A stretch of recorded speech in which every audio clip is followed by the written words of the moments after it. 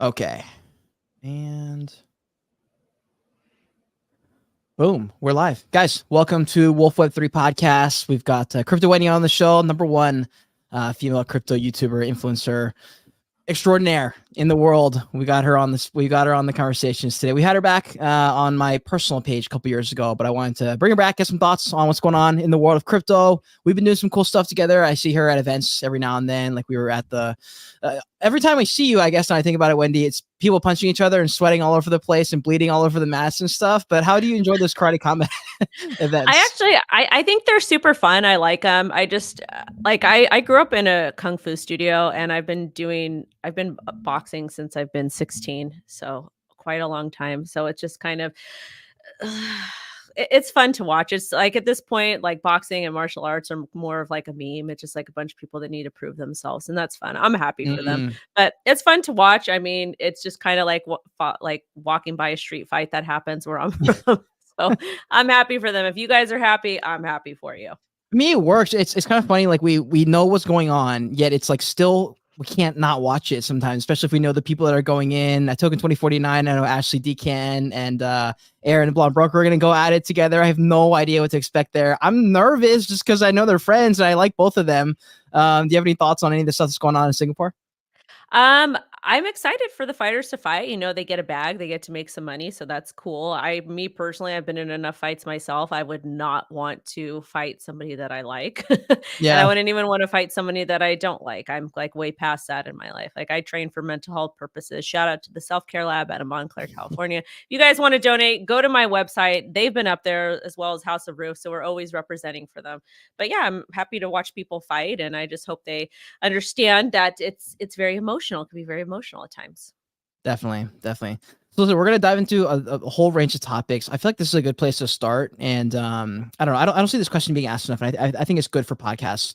I know I've done like 150 episodes of the podcast, and I feel like everyone has a podcast now. And I've seen a lot more of like parroted conversation and just like generic advice. I would love to get more stories into the fold. I feel like that's super interesting. Like on our podcast a couple years ago, you had told a bunch of stories, and I thought I always think that we learn the most. At least I do. I pull the most info from those stories rather than generic, do this, do that. So anyways, the question I have is like, what do we need to know about you that would help contextualize the rest of this conversation around, things that we're working for, the things that we value in our lives, as well as the crypto markets and stuff? What's something that might help contextualize, I guess, the conversation around you? I say what I want when I want, and I am who I am, and that's that. Like, I'm a very compassionate person, but at the same time, I have my opinions on things, and that's that. Well, up until a couple years ago, that was dangerous territory to be trekking on. You saying what you want, like we were in a culture where that was not exactly. Now it's sort of Well, shifted. I feel like I mean, the thing is, though, is like a little bit about my past. Like, I worked in healthcare for 7 years prior to being in crypto full time. I worked in infectious disease, HIV/AIDS, and my clientele was extremely diverse. So I had to learn. I mean, I kind of knew I had a lot of street smarts prior to that, but I really had to learn to navigate different cultures and different groups and all those types of things. So I'll say what I want to say, but I'll say it in a very polite manner. That's that. I don't want to necessarily say PC, but just I treat people with decency because I think that's like the bottom, like that's literally the bar. And I think that that's important. Like there's you can have candor when you say particular things, if you go about it the right way. yeah, like there's a difference between being firm on a position that you care about versus just flaming Yeah, anyone who yeah, disagrees. yeah. You don't have to be a dick.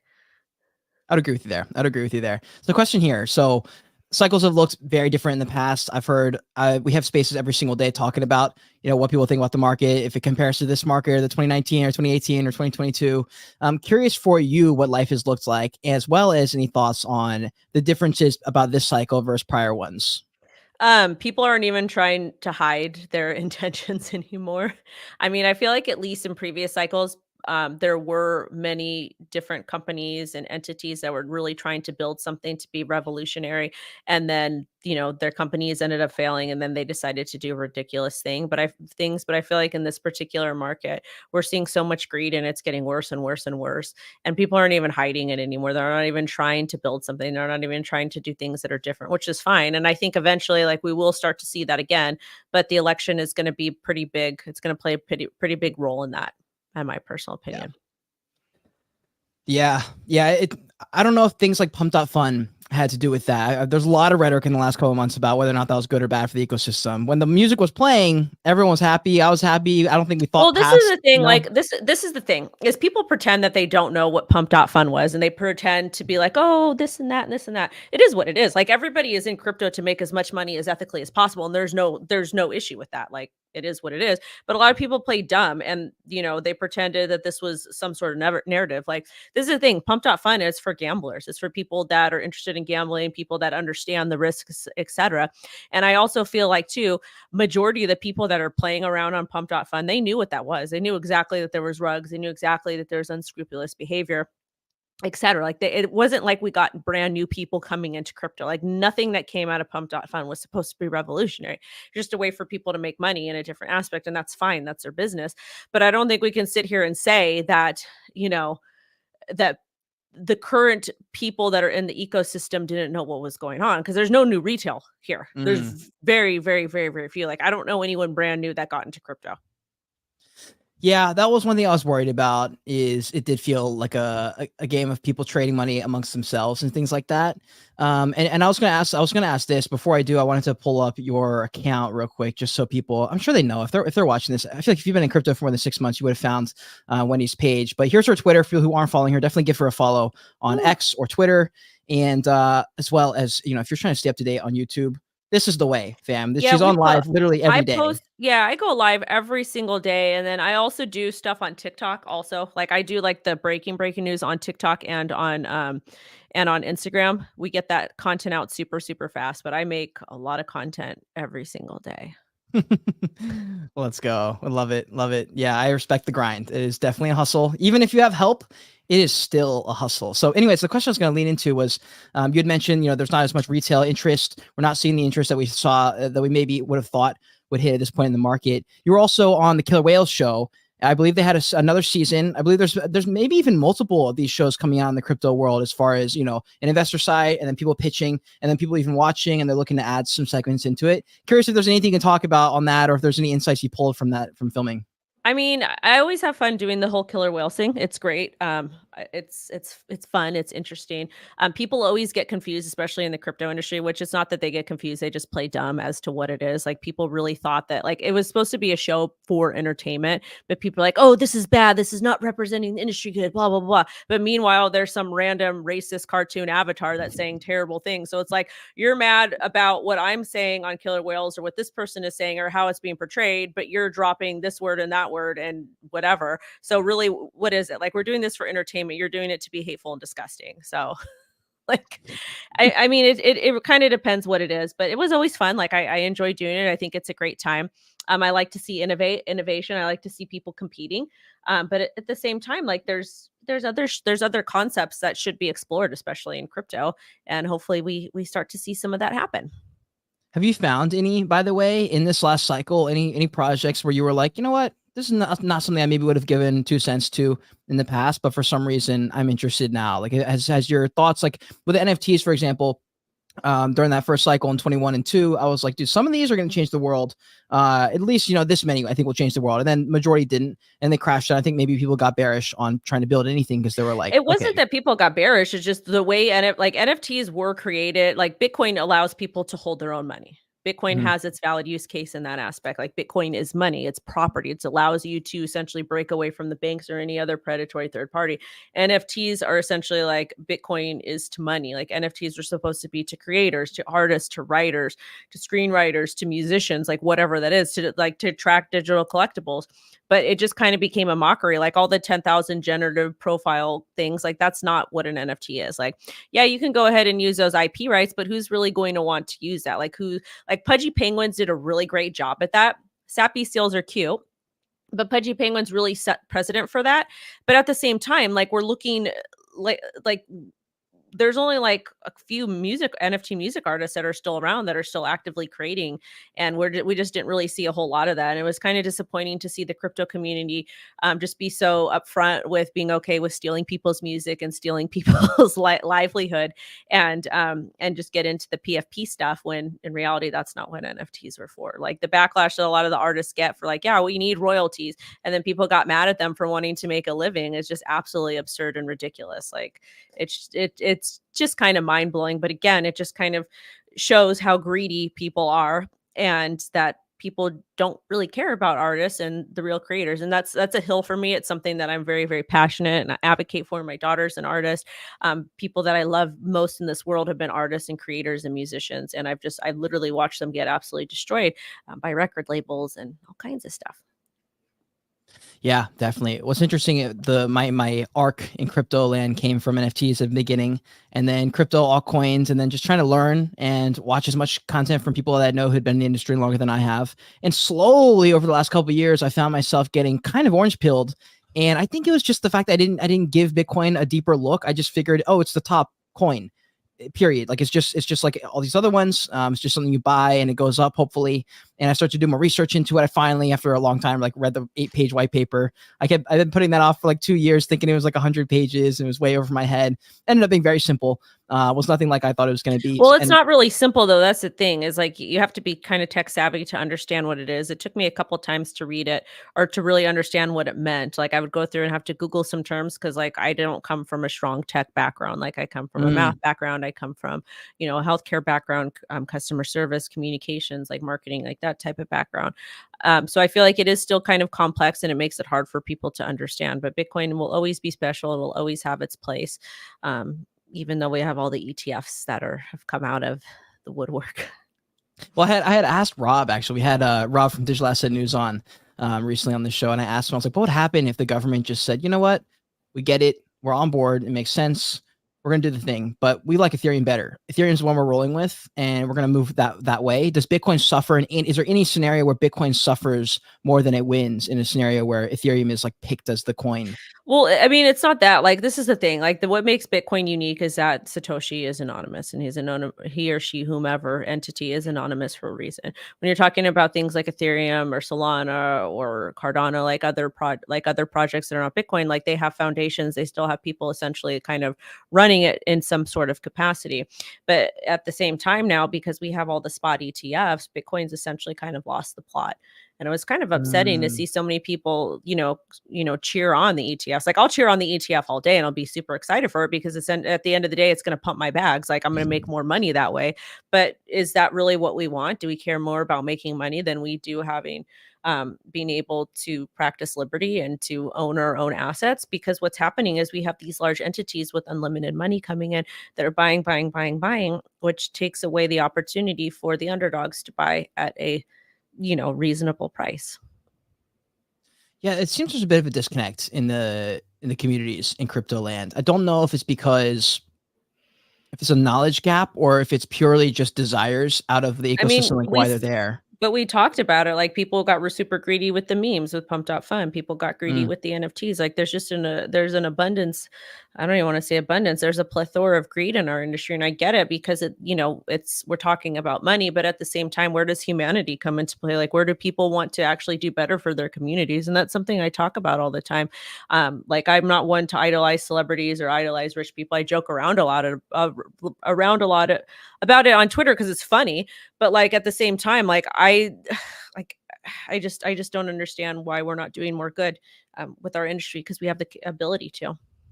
We do. There is a bunch of ability. What's interesting is, especially the people who end up being the people carrying the torch kind of thing, like the Elon Musk, the people like, we just saw Telegram's guy gets arrested in France, and there's all this legal stuff. We know Chris Pavlovsky was like running around Europe trying to figure out what to do, and it feels like they get burned for it. I am curious on your thoughts.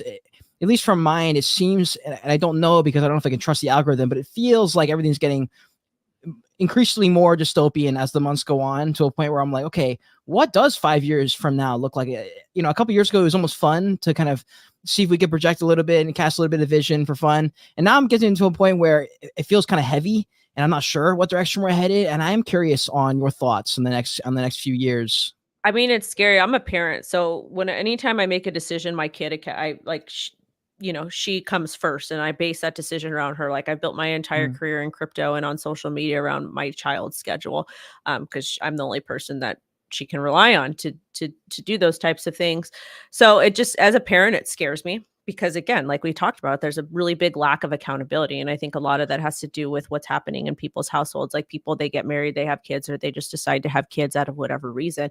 And they don't really fully understand how important that is and what type of sacrifice that requires. Like you don't just, it's not your right to create life and not be there. Like having a child, your whole entire life changes. Like you build your life Mm. around your child to make sure you give them the best possible life as they can. And that doesn't mean buying them the newest shoe or buying them the newest iPhone or material goods. It means spending your time. Time is the most valuable thing any of us have in this world.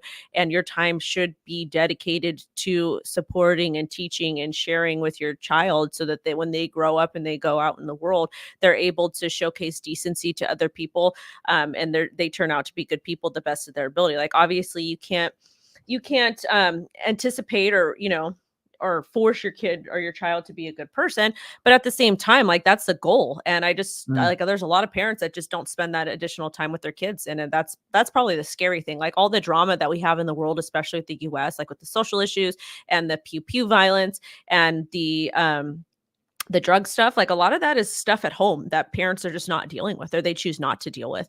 And it's a really hard topic to have. People get pissed off at me all the time, but I'm literally I'm a parent, I'm watching it. Like I raised 2 stepkids. I've got my daughter, she's 8 years old. And Mm. it's, I also got to take accountability for my actions. Like sometimes I'm on my phone too much, or sometimes I'm working too much and not able to give her everything I need at that particular time. But at least I can admit that I'm working on doing better. Like no parent is perfect, but at the same time, like we have to spend time like parenting our kids. Like that's a hard pill to digest, but it is what it is. Have there been any lessons in the last, like in 2024, or any roadblocks slash walls you hit, setbacks in 2024 that where you didn't maybe expect? And kind of curious if there's anything you were able to pull from those experiences. I mean, I've had a really rough like last 2 years. It's been like absolutely crazy, like with my personal life, which I don't talk too much about my personal life because like no matter what I say or how I explain it, people will have something negative to say without actually understanding who I am, how I grew up, and different things I've gone through in my life. Because a lot of these people, especially in crypto, it's platinum spoon in mouth, not even silver spoon in mouth. Um, so me personally, like I've had a lot of personal stuff that I've had to deal with in the last couple of years that has been pretty wild, but it just the last 2 years also further prove that I will probably never be 100% trustworthy, and I'm really going to watch who I associate and I interact with because I've just seen so many terrible things happen in this industry. It's crazy. Like I thought the music industry was bad, entertainment industry was bad, but like crypto takes the cake. So I mean, I love it. Crypto's I'm thankful for it, but at the same time, it's like it's absolutely wild seeing a lot of the stuff that happens. Do you see a lot of the people? So you've been here, you're OG in crypto land, especially making I'm not an content as OG. well. There's But people that are like been here way, way longer than me. I got in end of 2017. Like I first heard about it like 2011, 2012 maybe for my stepson. And but yeah, there's people that have been way longer than me. I just got on. I got in around 2017 because that's when it made sense. do you see some of this when you first got in? Some of those people that were around that were the OGs when you were getting into it. Do you see a lot of them sticking around still? Do you see the Bitcoiners even? Are they still making content? They still excited about it? Well, If they left or the Bitcoiners were shitcoiners back then. Like it wasn't ever no like the Bitcoin maxis didn't exist back then. There was a couple there I don't even remember any of them, and then it started getting super toxic. So mm, they're kind of like a brand new cult, which cool, that's fine. Like my whole thing is I always traded Bitcoin to or I always traded altcoins to accumulate more Bitcoin or to take care of bills and whatnot. But the ecosystems change. Some people have done really well for themselves, others haven't. It's just, but I do still see a couple people around, and that's good. do you what is your thoughts on the this doesn't have to be any kind of financial advice, but your thoughts on Bitcoin? I know there's a lot of the reason I started paying attention to Bitcoin particularly because I saw so many billionaires dumping enormous amounts of money into Bitcoin to hold, and they were like, I understand something about Bitcoin now, and I'm going to keep buying it, and I'm just I Bitcoin. don't And I was think like, they what? understand about Bitcoin. I think they're doing it just to make more money because Mm, if a massive company like BlackRock is dumping into it, like it's for a reason. They're not going to get left behind. All these people that are super wealthy, they're wealthy because they have followed the trends properly, and that's exactly what they're doing. They don't care about freedom. They don't care about sovereignty. They don't care about liberty. They just care about increasing their bottom line in most cases. where does that side of things like liberty and the freedom that comes with Bitcoin? How much does that go into your your thought process when you're buying into Bitcoin? Is that something that is super high in the pedestal, or is Bitcoin for you more just like, I'm going to buy this thing because I know it's going to go up? It's both because I have a child I have to take care of, but at the same time, what really got me excited about this industry was the entrepreneurism was the non-corporate capitalism, was the ability for people from all different walks of life, people that come from where I come from or below that, to actually make a name for themselves and do well, be able to take care of their families and to do so on their terms. So it's super important to me. That's the way that I run my show. That's the way I run all my socials. Like what you see is what you get. We're very honest with every single thing we do. We disclose like absolute savages. And it's kind of, I've got a very interesting personality, a very, very headstrong. And I know other women are a little bit more soft spoken and whatnot. But at the same time, for me, I was brought up in a household that you express your opinions with decency, and you let people hear your voice, and not necessarily set boundaries. I didn't learn that till I was older. My mom didn't teach us that. But you just kind of let your voice heard and your opinions heard, and that's that. Well, what are some of those values that you try and impart on people you're around? I know I don't want to dive too much into like the family side of things, but feel free to tell that you think are super important, especially for young people. I'm 26, so Honesty, I'm coming out of the honesty. college age, and I'm thinking about those things in the future. But Honesty is super important. Like I feel like so many people try to hide who they are. They're worried about what society thinks of them, and they want to accommodate all of these social norms, which you don't have to do that. Like just as long as you're a decent person and you set boundaries. Like boundaries are super important and decency is important. Like I'm not even about respect. Nobody deserves respect at all. Respect is earned, but decency is like it's like the bar for mm, human interaction. So just as long as you're a decent person and you're honest with yourself, then it's important. And of course, positive thinking is very, very important. I don't think we talk about that enough, like in schools, or like that's basically what religion is, which I don't want to get into that. But believing in yourself and being confident, and communicating is important. Being honest, really. what are some practical things? So you worked with I mean, you're very well known in the space. I'm sure you get 1,000 DMs a day. But as far as when you're connecting yourselves within business meetings, you're trying to find long-term partners, or just short-term collaborations, or there's a campaign coming up or whatever. How do you think about that and set yourself up as a creator? I'm sure there's a lot of creators who watch you, as well as setting some of those boundaries. Like what that even looks like in a business setting. Is it prep So work before or? it's so funny. Like we were actually me and the team, we were just talking about it. Like I got a bunch of DMs over the weekend for people like, we want you to promote this, we want you to promote that. I'm like, cool. This is the person you contact. These are the steps.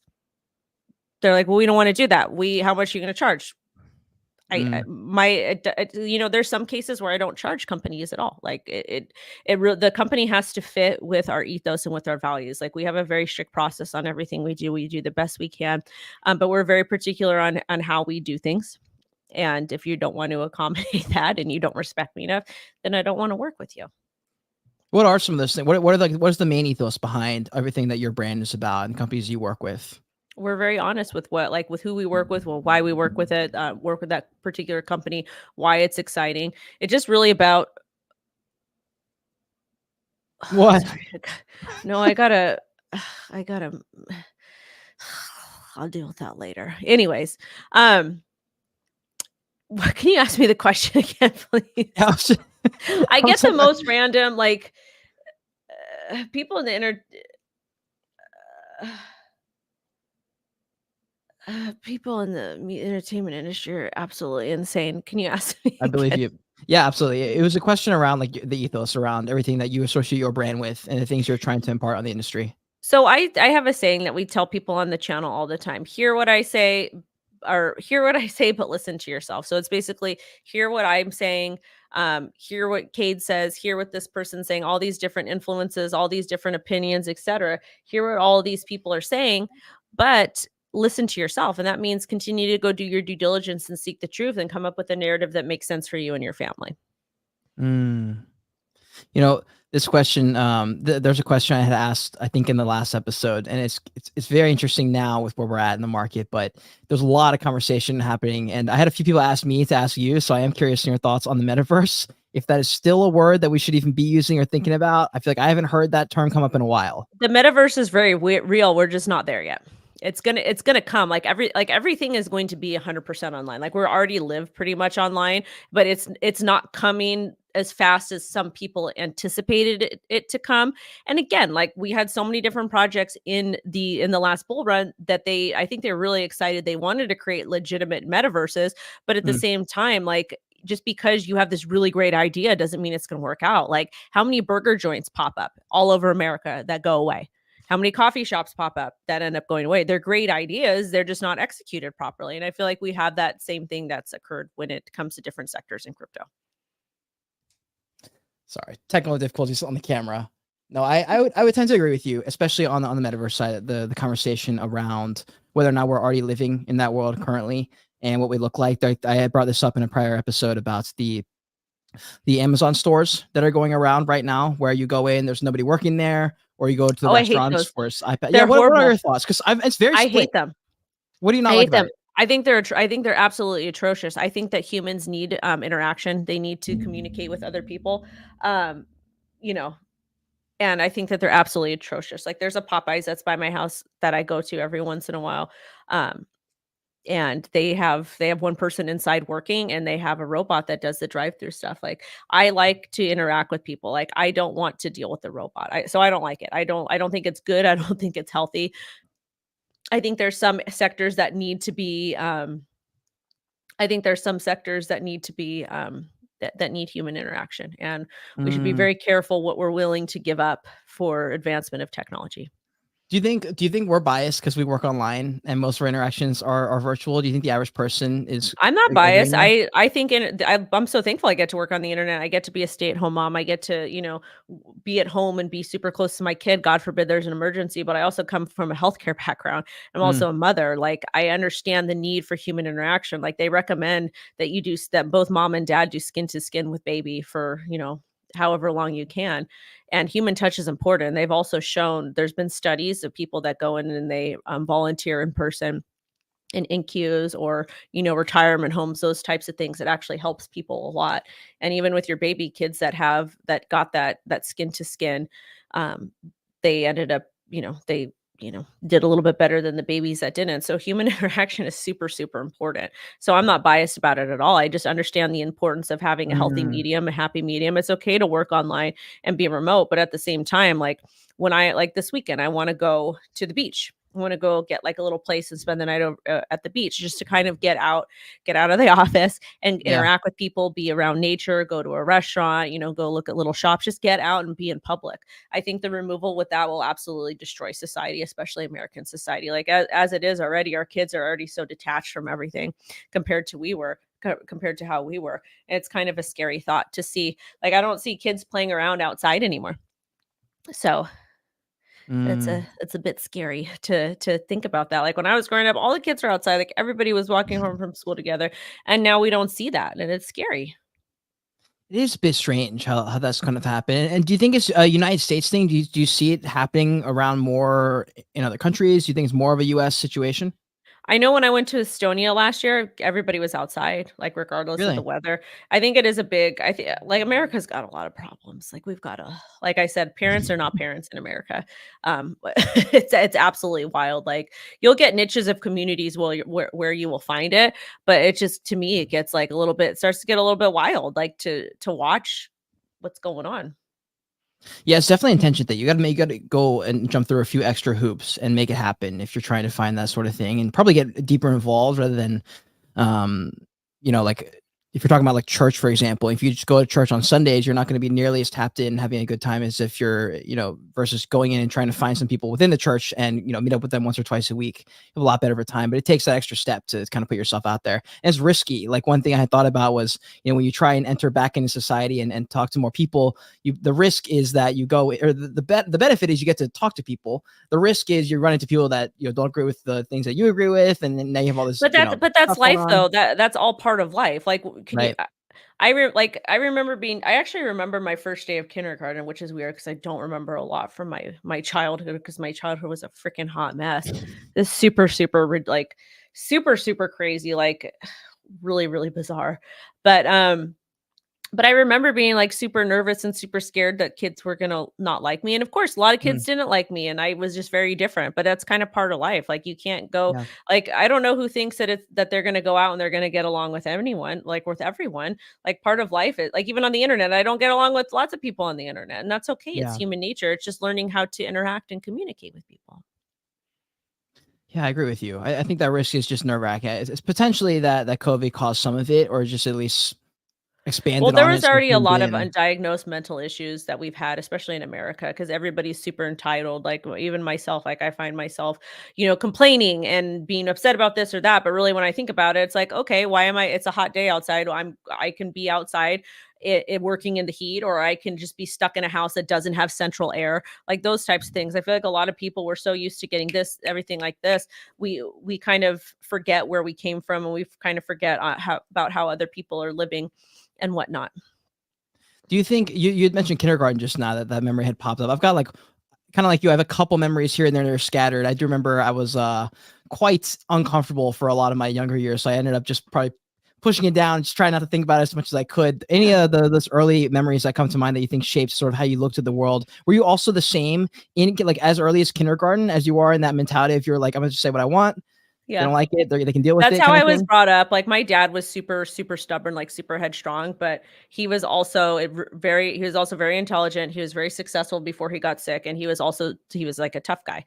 So Mm, he was able to embody that personality, but he had to work really, really hard for it. So I was kind of brought up I was brought up to be kind to other people, but also to speak your mind and speak your opinion and not let anybody overpower you and whatnot. mm, From my mom's side and my dad's side too, because my mom, she was raised in a super traditional Italian Sicilian Catholic household, and her dad want there's 3 girls. Her dad wanted boys, but they got all girls. So he just told them, he's like, "You're gonna have to work twice as hard because you're a woman," and just told them how wonderful and how great they were. I mean, he was still very strict, very difficult, but at the same time, that's kind of how my mom was raised too. So my mom went on to be very successful until, like, she met my dad, they got married, then my all hell broke loose. But I mm. was kind of brought up in that that that my mom was rough on us raising us. It was like, you can say you can be whoever you want to be, but not everyone's going to appreciate it. And I was always told life was hard and all of that stuff. So Mm, interesting. Yeah. Question here. So, I guess this is sort of change topics a little bit, but I'm curious on your day in a life, what that looks like. I'd asked you this in the last in our last interview, but I'm curious if anything has changed, if schedules have changed. I know your daughter's a bit older now, so I don't know if any of that stuff third plays into grade, it. Of yeah. I mean, we wake up, we get ready for school. Um, I'm checking messages and emails all the time. course. I pick her. It depends. Either I pick her up, her dad picks her up. We have lots of extracurricular activities. So my schedule, like keeping her on like a consistent routine, is super important. So it's pretty much the same thing. I do 2 to 4 content pieces a day, and consistently putting content. Social media is my job. And just kind of managing business and all of that with personal, and trying to make sure that I carve out enough time for my kid. Is there anything you're working on in particular, like on a personal level, or it's just kind of chipping away and keeping the machine moving? Is there anything personally you're working on right now? I'm just trying to be in a good place, like Mm. in a good, safe, healthy, happy place. Like I've been through a lot in my Yeah. life. I've been around a lot. I've watched a lot of insanity happen. So it's like, it would be nice to be able to go get into trauma therapy and kind of deal with some of that stuff. So that's just what I'm working on now, is just focusing on being in a very mentally healthy and happy, safe place, and being able to help others along the way if they want it or they need it. And I'm just, doing the same thing, doing my content and whatnot until it's really not fun anymore, or till the money dries up, and continue just to kind of do that for now until, maybe there's something else that comes along. I don't know. Is there anything? Have you thought about this? Have you given any thought towards if you stopped losing interest one day, you're like, you know what, I'm gonna try something else. Then I would have to be super, super rich. So I can just retire and then just serve my local community. That's what I would like to do the most. Like I would Mm. have to have more money than God so that I can retire and be able, to give back that way. I mean, it would be really I've always wanted to be an attorney. But if I was to Oh. become an attorney or a therapist or something like that, I would want to be able to provide services like, for people that really needed it. But Mm. that costs money, and I don't have those funds yet. So that would be nice. So hopefully we do 100 million this cycle. 100 million this cycle. What's your portfolio look like right now? You don't have to disclose if you don't want to, but I am curious if you're spread out amongst 1,000 altcoins, or if you're like one of those top hold 10, Not 20, right or now. Like this is the thing. I played a little bit with the meme stuff and I did okay, but not like some of the people say that they did. Like most people lose money with that. mm, But I've always been I've Bitcoin is always the biggest part of my portfolio, like Bitcoin and Ethereum, and then I don't really keep too much. I do keep some stables, not too much like I used to. And I sit, mostly cash, Bitcoin and Ethereum. And then there's some other, like Solana or Cardano or yeah. some of those that I think will do well. And I mean, I know we do have a lot of layer ones, but at the same time, there's going to be some layer ones that will continue to do well. And I think Solana is one of those strong ones for the Mm. time being. Yeah, I've heard a lot of people say that's going to be the unicorn this cycle, that it'll be Solana. Even when new retail comes in and they're not exactly aware of who's who, they think that Solana will still take charge because of the market share that they hold within the people's heads. What are your thoughts on that? Do you think that's true? Well, I mean, what market share? Meme I coins? think. Well, I think that's the question. Is like people think that, so when they think of meme coins and easy money, they say Solana, but Solana also has other things that are being built. I know there's a bunch of cool projects that aren't, money grab style / meme coin style, that are also building on Solana. So people think that that's going to be the one. People are going to use whatever's easiest. They're going to use whatever is easiest and whatever is most affordable. So whoever has the best UI UX will win. Like Phantom Wallet is absolutely amazing, but I think Phantom has. I don't use Phantom like a whole lot. I don't like hot wallets. But Mm, yeah, but they have like what Matic Polygon, and do they have Bitcoin support on there now? I don't remember because I don't know if they do. I wouldn't use a hot wallet to custody Bitcoin. That's why I don't know. Mm. Well, Yeah, actually. except the Magic Eden wallet for ordinals, but Mhm. that's like my play stuff. Like my Bitcoin is very precious to me. Right. That is a question I was going to ask. Actually, now it's a perfect transition. So, we've seen all the top exchanges have some issues in the last few years. We had some massive downfalls with FTX, insert any crypto We company. had and that's the thing too, is like people they get so upset about that stuff. And I understand it absolutely sucks. But at the same time, it's like, I've lost so much money from exchanges. Like I'm guilty of it too. Like so much money. Like Mm, even like the ones from way back when. And it's something that kind of happens. And I feel like in crypto, like our humanism comes out, and we get so we trust all these other third parties, which we're taught don't trust, verify, and mm. it sucks. But eventually I think all crypto exchanges will pretty much go away. They will turn, and the ones that sustain, they'll be like banks, and we're going to be off ramping our crypto from banks. That's what's going to end up happening. It's going to be a very different landscape than what we see now. Yeah, I was curious because we've still got Coinbase. We've still got people saying this is the move. And I'm just like, dude, I kind of trust Coinbase because I like their UI, but I don't know if I would trust them any I more wouldn't than trust any other I exchange, wouldn't trust any of them because Coinbase, Gemini, all those big exchanges, they're shutting people's accounts down. Like if you cannot justify a particular transaction, or let's say, for example, you're doing something weird on DeFi and, happen to cross paths with someone that did something weird, they will freeze your account and they'll shut it down, and then they'll send those funds to OFAC. Mm, So yeah. everybody should be off. Literally everyone should be off chain right now, or excuse me, off chain, should be on chain. Like we have all these dexes. Like you should be on chain. You should not be using a centralized exchange at all. Dang. Would that be, I was going to say, for some advice for people who are entering, I'm sure there are a handful of people every now and then who come in who are not from the ecosystem already, some new people that get onboarded. For those people, do you have any wise words for them, or any personal stories from this year that you think might be helpful? Learn to self custody, and have multiple different wallets. Practice good OPSEC. Try to have separate devices. Like when I do GGen stuff, I don't use my setup. Like I've got other devices that I use. Like people can even get into your printer if they want to get into like the wireless printer. Mm. So just be really careful. Be careful with who you interact with. Always double check something. If you're not sure about something, just wait for another bus to come. Yeah, and that's one thing that we deal with a lot in crypto. There's a trend. It feels like everyone hops on really fast, and you're like, well, that just happened 2 weeks ago. There's another thing that I missed. Tron had their moment. I was That's curious if you had any okay thoughts on though, but Tron. that's okay though. It's okay to miss because there's gonna be more moments. Yes, we're in a downtrend. Yes, we're making lower highs. Yes, or higher lows or whatever the heck. We're just the charts don't look super great right now, and that's okay. Bitcoin will rebound, the market will rebound. It's gonna be different than what we saw before, but that's okay. But understand too, like sometimes sitting on your hands is the best strategy because you're not you're Mm. supposed to be protecting your capital. Yeah, that's a great point there. That's a great point there. Like, That you have that to is the protect your trading. capital in the bull run and in the bear market. Like, bear market, you're protecting your capital so that you can get to the bull market, and when you get to the bull market, you really need to think responsibly about should you use disposable income? Should you Mm, be taking profit? Moonbags are great. Like, I talk about them all the time, and I'm like, I always ask people on Twitter, like, when we have drops, did you take profit? And people are like, why would we take profit now? There's no profit to take. But it's like, dude, shut up. Like, you hit this 50 times, you hit this 20 times. Like, having diamond hands, especially with like the current Solana ecosystem, again, that's not the bad thing at Solana. It's the people that are using it. But mm, you have to practice risk management. Like, and people are like, well, you sold and you did this and you did that.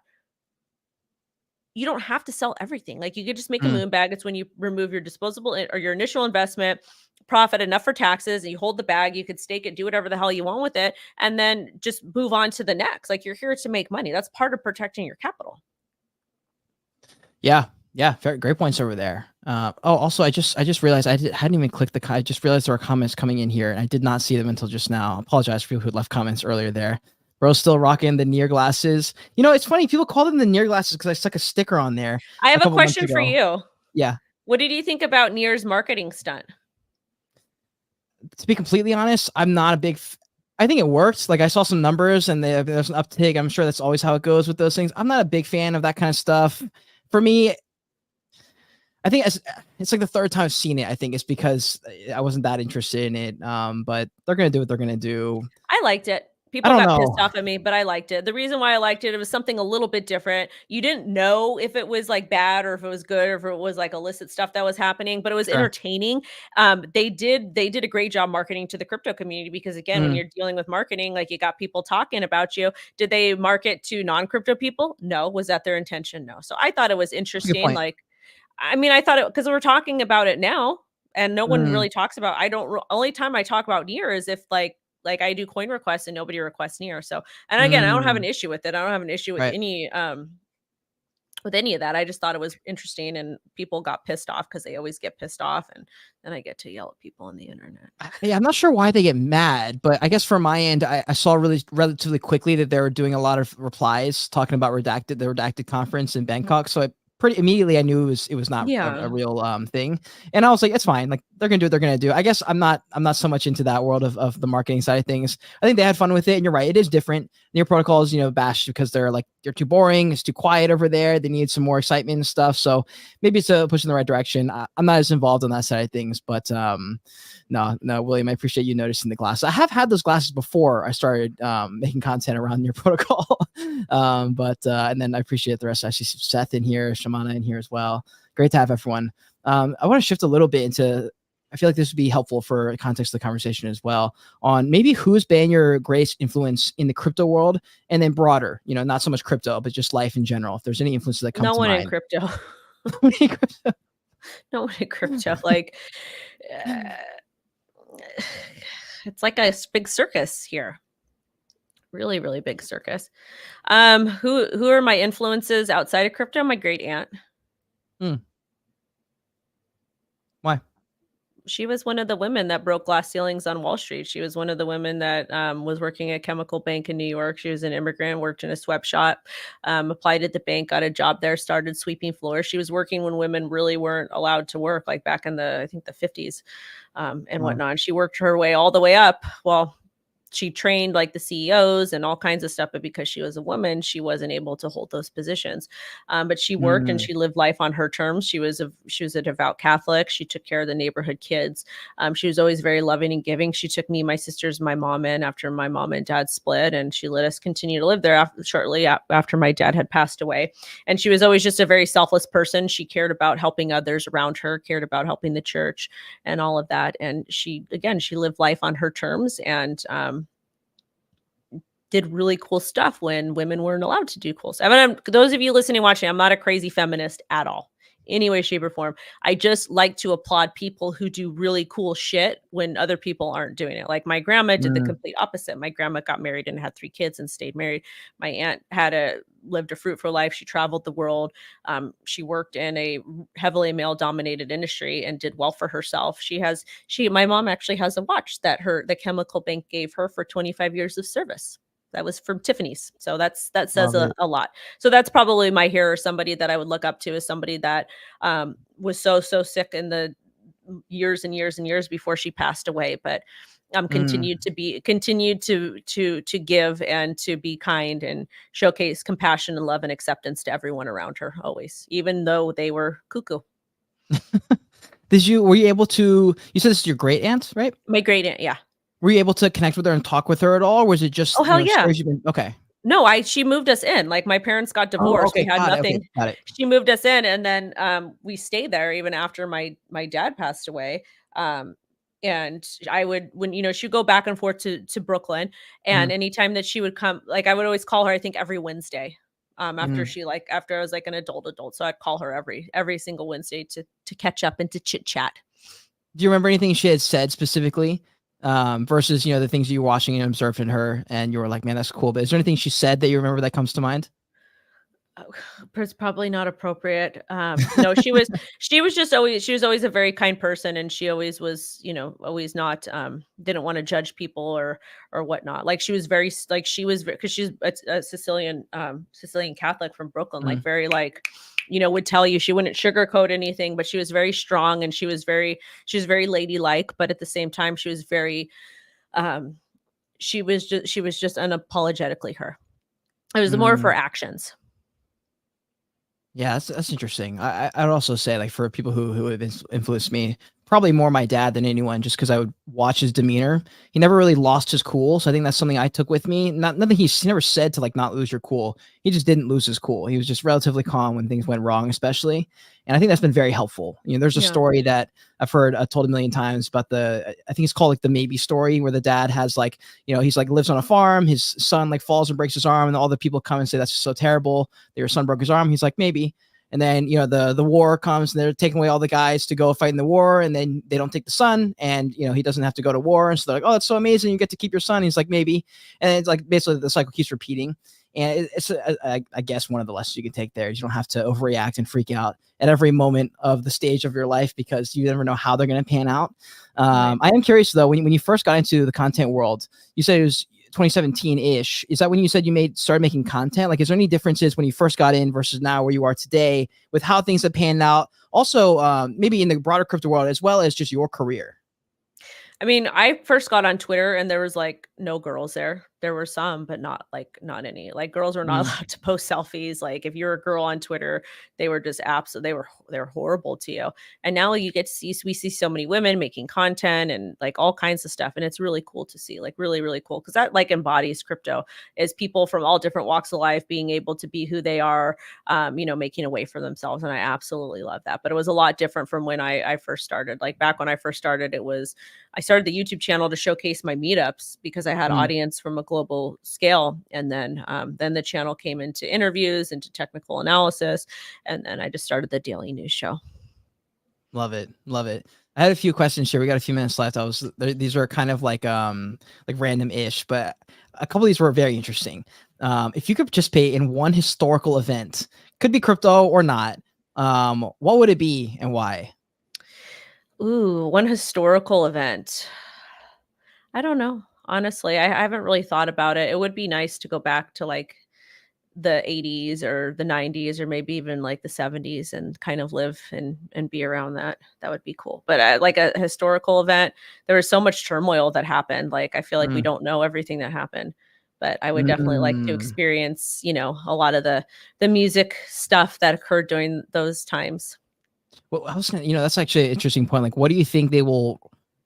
How do you think the last 10 years of news and life and stuff will be reported on when they're looking back in 30 years to the 2010s, 2020s, and stuff like that? I have no idea, honestly, like, because I was around in the early 2000s, and then I watched the Mm. decline of good music into the 2010s, and then we're here now in this age of tech, so it's gonna be interesting to see what they think of us. It's so funny because, like, now on TikTok, everyone's like, "Vintage, the Mm. 2000s are vintage," and I'm like, "Oh my god, it's you guys don't wanna go back to the 2000s." So, those were like the final hurrah days of, like, going out and having fun and having like just things being affordable was like the early 2000s. Other than that, you don't want to go back there. There was very strict very strict weight requirements and the way our clothes fit and all that jazz. Yeah, it was a completely different beast. Society, our society today in 2024 was not built for that type of stuff back in the early 2000s. Man, yeah, I'm very interested to see what happens and how to see how it all unfolds. Getting back to a little bit towards crypto, we brought up the show that you were on, where you guys kind of vetted out a lot of the crypto projects. And I am curious on for people who are building. There's a ton of people building crypto projects right now. A lot of them are gearing up for what they believe to be a monumental retail bull run. We'll see what happens. Do you have any tips, practical things that you're like, hey, I just vetted like hundreds of projects. You need to Oh, we make don't vet sure you them. come with these things. We don't vet them. The production picks them. Well, like when you're up there and you're like, okay, I'm thinking as an investor, is this a move? Is this going to be successful? What are those things that you look into? Probably don't create in America. If you do Mm, decide to do that, have a really good CPA, have a really good attorney, and I would create something that people can use, that has mm, customer service, that makes a difference. Nobody wants another layer 1. No one wants a layer 3, a layer 4, a layer 5. Nobody wants these things that are complex to use. Like, we have enough people in crypto. Let's get brand new people in. Let's make something that is going to improve their quality of life. Create something with dope utility. Don't do the same thing people are doing. Unless you have more money than God, there's no need for it. We've got thousands of garbage projects out there. It's not, and when I say garbage, that's not nice. We have a bunch of projects out there that are just they're entrepreneurs, or most people want to do good things. They just end up failing. So that's what I would do. I would try to create something that's going to get people into crypto, get people excited about crypto, mm. not what we already have, unless you're going to make it better. There are a couple of industries like RWAs and DPINs that have caught a little bit of traction in the last year or so. A lot of big companies are dumping enormous amounts of money into them. Do you have any thoughts on some? Do you have any upcoming trends slash areas of the industry that catch your eye that you think this could be an interesting run this year? Not right now. No. I'm very bored with everything. Like, everything is still pretty complicated to use. And I get Mm, people that are like, "Wendy, you're dumb. You don't know." Blah blah blah blah. Well, that's because, like, where I come from, like, I come from a place of, like, the average person that's literally just trying to make ends meet right now in this mm, recession that the entire world is saying there's not a recession. Like, people don't care about, like, if it's going to take a lot of their time or it's going to cost them money, they don't care. They want to use something that's really cool and that's fun. mm. Do you think there's something in the ledger world slash the hardware wallet world that is like something that's extra needed, or are there any industries that you're like oversaturated? We don't need more of these. Like We in need my the head, go We ahead. need the bank. Sorry, I kicked my thing or pushed my thing back. We need a bank. We need the banks to, like, let people off ramp. That's what we need. Mm, We need insurance companies that are going to back up your ledgers or your cold storage. We need companies that are going to help people custody their stuff, that are going to cover losses. That's what we need. mm. And I Yeah, that would know be it very sounds helpful. super lame. It sounds super lame, but that's how the world works. Why is somebody going to take their $10,000 that they saved up? Because most Americans, over 50% Americans, don't even have $500 in their savings account for emergency for a day. And why would they take their $10,000 and put it into Bitcoin and put it on cold storage when they could just leave it Yeah, in and not have to worry about it? yeah. And yeah, the whole argument, banks are going to go under, blah, blah, blah. I get that. That's fine. But I'm literally talking about a hardworking American family or hardworking American that has saved up that $10,000. Why would they take it out of their 401k or their bank account and put it into Bitcoin if they don't know how to manage self custody? Fair points. Fair points all around. Listen, we got a couple minutes left. I want to run through a couple fast rapid fire Q&A questions and we'll wrap. It's been an awesome conversation, by the way. And for anyone who's listening, by the way, for anyone who enjoyed the conversation, please like, retweet, or I guess it depends what platform you're on, but reshare in Do some the way would be stuff. amazing. Do all the Yeah. stuff. All the things, you guys know. Okay. Biggest fear, if you have one, and has it changed in the last few years? My biggest fear is probably becoming destitute, becoming homeless again.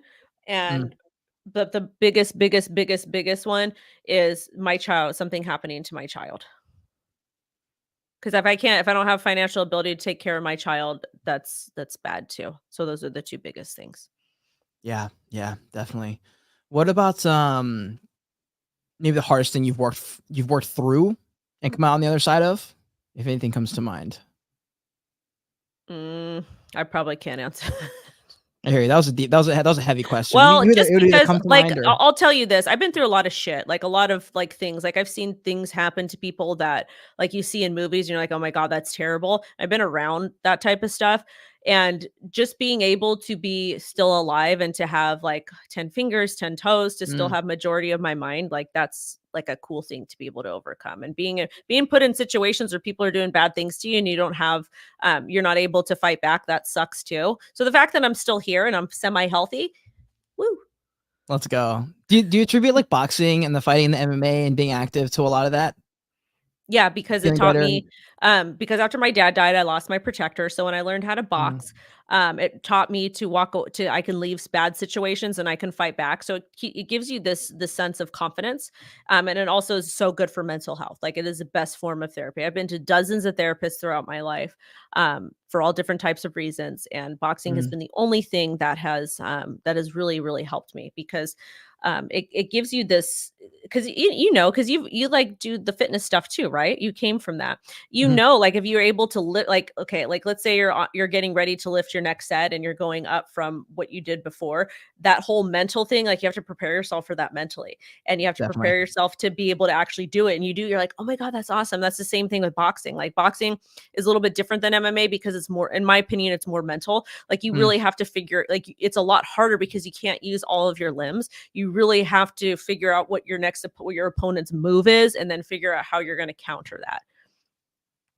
I've actually never heard it described that way, especially when you mentioned you have to think and mentally prepare yourself before you lift up the weight. I never even thought You have to you have to, but that's yeah. true, right? Yeah, it's super true. I've heard of the I mean, I guess I didn't know what yeah, I mean, that's super true. I didn't really think or maybe give that enough credit to what it was. Like, I feel like in the So let me last ask you this. yeah. Let's say you're having a terrible day and your mind isn't there. You're just like, I had a really bad day. There's all these crazy things that are happening to me, but I'm still going to go to the gym. Your energy Mm, level, how good is your energy level? You're not going to be able to achieve something. You might be able to, but the chances of you being able to achieve something or to hit a goal that day when you have a bad attitude, you've already been beaten up throughout the day, is the chances of you being able to do it not going to happen. But if you go, like mm, if you had a pretty decent day or you're able to overcome whatever's bad, you're like, you know what, I'm going to turn this around. I'm going to go in the gym and I'm going to hit this rep or I'm going to hit this set. dang. And you have to mentally prepare yourself for it, because if you don't, you're not going to do it. Like this morning, I couldn't run because the smog is so bad here, because the air Mm, quality is so bad. So it's like, okay, I'm going to do, and I normally do running and I do like 2 little workouts or whatever. So today I was just in a horrible mood. I was just like, didn't want to do anything. So I didn't even do my run. I came in super lazy. I did my workouts and those were, I got them done. I got through it, but it wasn't up to what I should have done. wow, this is what I needed. This is literally what I needed because I've not been as active in the last year or so, just because maybe, taking on the new thing with Wolf, and there's so many spaces, and I just made the excuses. I've never thought about it in that way, and I've heard every argument for why to exercise. So I'm very glad you put it that way. So I Even if you appreciate you do saying 5 that. minutes a day, or even if you wake up, like when I was going through some stuff, like I would wake up and I would just do 20 push-ups. And then like, you Mm, know what? I don't have the energy to work out today. I can't do this. I don't want to do that, but I'm just going to do 20 push-ups. And I would do it every single day, or jump squats or whatever. And then it would segue into other things. And I'd get my mind right. But you have to start. yeah. People are like, okay, well, if I'm not going to do the full hour workout, I'm just going to skip it. But in reality, give what you can and keep going and going and going, because most things are mental. That's amazing advice. Man, I thought I had heard every bit of advice for the exercise. I never thought about mentally preparing yourself and that being the reason to put yourself through it, because otherwise you will never have that moment in the day. That's great advice. Okay, now because this question makes perfect sense to follow, what's your favorite food chain? Pizza. Anywhere? Oh, my favorite food chain? I If don't it like is pizza? I don't like chains. I like to go to No? small businesses. I go to small Mm, businesses. The Rainbow has the best pizza in LA. Everybody knows that because does we it? all go there for that. Rainbow is the best pizza. Um, the Sherman in the Valley has the best food, like best bar food. Mm. Joffrey's in Malibu, best scallops you'll ever eat in your life. What else? Yeah. Love it. Love it. All right, this will be the final question here. Do you have any dreams or reoccurring dreams? Do you have any thoughts on dreams in just as a I topic stopped in dreaming a general? while ago because I asked for them to go away. And that worked? Yeah. That's a whole nother All right. conversation. to talk That's a about whole like nother conversation. about like spiritual stuff. And like I Sure. believe in a God, a higher power. Like I've got whatever, but I think about it a little bit differently than people. But I Mm, don't dream because they're not dreams. They're real thing. Like they're like actual things that happen. Like I can feel them. It's like sleep paralysis mm, on crack. So I just says I don't want it anymore. mm. Interesting. Was it affecting you in like a way like outside when you woke up kind of thing or? Yeah, I would. Yeah, I don't have really good sleeping stuff, but I have to go. I have a Mm. phone call. Sounds good. No worries. I really appreciate you coming on and dropping some alpha, especially on the fitness side. So Wendy, thank you so much for coming on. Awesome. Thank you guys. Have a good rest of your day. See you later, everybody. Bye. Peace.